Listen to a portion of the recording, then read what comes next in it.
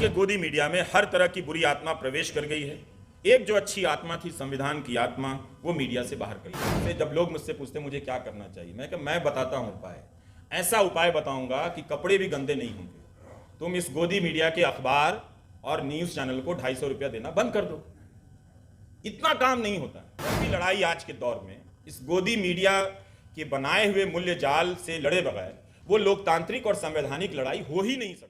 अगर आप सांप्रदायिक नहीं हैं, मुसलमान से नफरत नहीं करते हैं, तो फिर गोदी मीडिया में आप क्या करते होंगे, कैसे अपना दिन बिताते होंगे, यह भी सोचने की बात है। आपकी क्या वहां कोई जगह हो सकती है? तो आज पत्रकार होने के लिए सांप्रदायिक होना और एंटी मुस्लिम होना पहली शर्त है। और जब आप सांप्रदायिक हो गए तो आप किसी भी तरह से लोकतांत्रिक और संवैधानिक नहीं हो सकते। वो संभावना आपके भीतर ही खत्म हो गई, वो किसी संस्थान से पैदा नहीं की जा सकती। और हिंदू मुस्लिम का मैं इस्तेमाल नहीं करता, मैं अक्सर एंटी मुस्लिम का इस्तेमाल करता हूं, क्योंकि अब सब एक तरफा है। तो जब पत्रकारिता सांप्रदायिक हो जाए, उसके भीतर के लोग भीड़ की हत्या पर जश्न मनाने लग जाएं, क्या आप उसे संविधान का पाठ पढ़ा सकते हैं? आज के गोदी मीडिया में हर तरह की बुरी आत्मा प्रवेश कर गई है। एक जो अच्छी आत्मा थी, संविधान की आत्मा, वो मीडिया से बाहर कर दी गई है। अब मीडिया पर छापा पड़ता है तो वो मीडिया के लिए चिंता की बात नहीं। बहुत से एंकर इसकी निंदा अब नहीं करते हैं। न्यूज़ क्लिक पर छापे को लेकर या केरला के मीडिया वन चैनल पर जब प्रतिबंध लगा, एनआईए का केस था, तो कितने चैनलों ने इस पर बहस की। वो करेंगे भी नहीं। अभिसार शर्मा को लेकर एक सांसद ने नाम ले लिया कि चीन से पैसा ले रहा, कहीं कोई प्रमाण नहीं है, और उस पर मुख्य धारा के गोदी मीडिया ने उस पर बहस भी कर दी। अभिसार खुद पत्रकार है, तो अब पत्रकार को उस मीडिया से लड़ना पड़ रहा है अपने अस्तित्व को बचाने के लिए। तो आम नागरिक की क्या हालत होगी आप समझ सकते हैं। तो हमें नहीं मालूम था कि इनके धार्मिक मूल्यों और सांस्कृतिक मूल्यों के बीच में इस तरह का मीडिया मूल्य बचा हुआ है। वो ऐसे मीडिया के दम पर अपने धार्मिक और सांस्कृतिक प्रदेश या राष्ट्र की कल्पना करते हैं, पर अब तो नजर आता है। तो अगर आप पत्रकारिता करेंगे, अगर आपको लगता है कि आप सांप्रदायिकता के बगैर पत्रकारिता करना चाहते हैं, तो आपको इस मीडिया से भी दिन रात लड़ना पड़ेगा, और लड़ते हुए ही आप पत्रकारिता कर सकते हैं। फिर भी वो आपको देश का दुश्मन बताएगा। यानी इस मीडिया में पत्रकार के लिए भी अब जगह नहीं। प्रेस क्लब में नोएडा के कितने चैनल समर्थन में गए होंगे, अब किसी कोई तो नहीं गया होगा। तो अब बहस ये सब होती नहीं है। गोदी मीडिया के मूल्यों का भी अब संहार कर रहा है। उसके जो संवैधानिक सुरक्षा चक्र हैं, कानून में बदलाव हो रहे हैं, उस पर भी वो बहस नहीं करता, उसे तोड़ रहा है।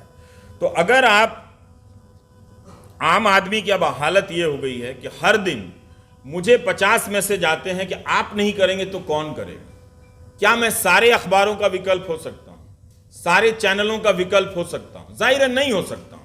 और मुझे हर किसी को हर दिन की शुरुआत में ही हर 50 से 100 लोगों की उम्मीदें तोड़नी पड़ती है।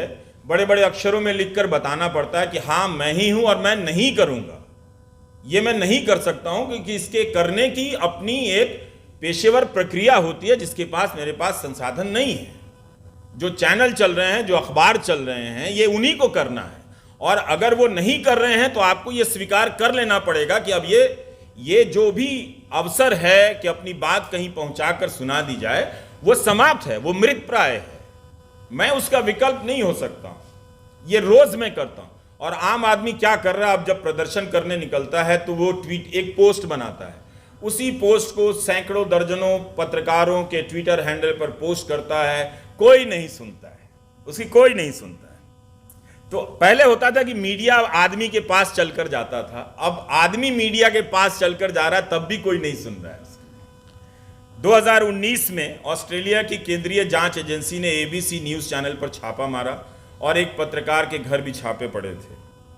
तो क्या हुआ था कि इसके विरोध में वहां के जितने भी क्षेत्रीय अखबार थे, कम प्रसारण वाले, और राष्ट्रीय अखबार थे, अधिकतम प्रसारण वाले, इन सब ने अपने पहले पन्ने पे कुछ काट पीट लगा दिया काले रंग से, जो लिख के उस पर काली स्याही लगा दी कि जिससे आप पढ़े नहीं। विरोध में सारे अखबारों ने किया था और टीवी चैनलों पर विज्ञापन चला था कि सरकार जब सरकार आपसे सच छुपाना चाहती है तो वो क्या है जो छुपाना चाहती है?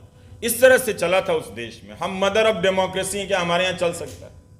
नहीं चल सकता। तो ये, और इन पत्रकारों ने रिपोर्ट क्या की थी? रिपोर्ट ये थी कि अफगानिस्तान में ऑस्ट्रेलिया की सेना ने किस तरह से युद्ध के नियमों को तोड़ा है और युद्ध का अपराध किया है। क्या आप आज के भारत में इस तरह की स्टोरी की कल्पना कर सकते हैं? नहीं कर सकते।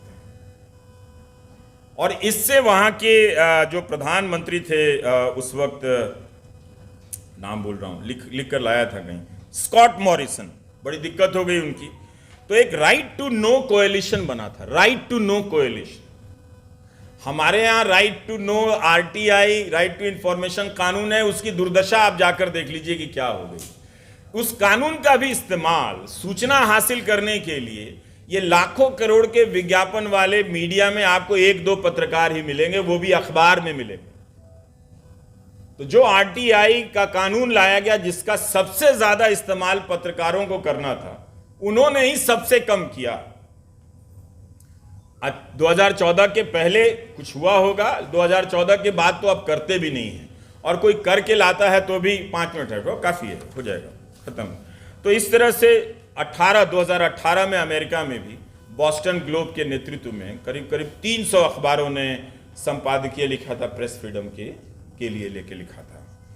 तो ऐसा नहीं है कि मैं पश्चिम के अखबारों को आदर्श के रूप में पेश कर रहा हूं, अभी तो बिल्कुल भी नहीं कर सकते। इसराइल और गजा को लेकर जिस तरह से उनकी रिपोर्टिंग है वो बहुत खराब है, लेकिन उसी रिपोर्टिंग में उन्हीं चैनलों के प्रतिनिधि आप देखेंगे जो गजा में मारे जा रहे हैं। 28-29 पत्रकारों की वहाँ पर हत्या हुई है इस युद्ध में, और ये चैनल कम से कम इसमें इतना लिहाज बचा हुआ है कि कह रहे हैं कि हमारे संवाददाता हैं। मुझे ठीक से नहीं मालूम कि ये इनके पूर्णकालिक संवाददाता हैं या अंशकालिक हैं, स्ट्रिंगर हैं, लेकिन फिर भी ये कहना कि ये हमारे संवाददाता हैं।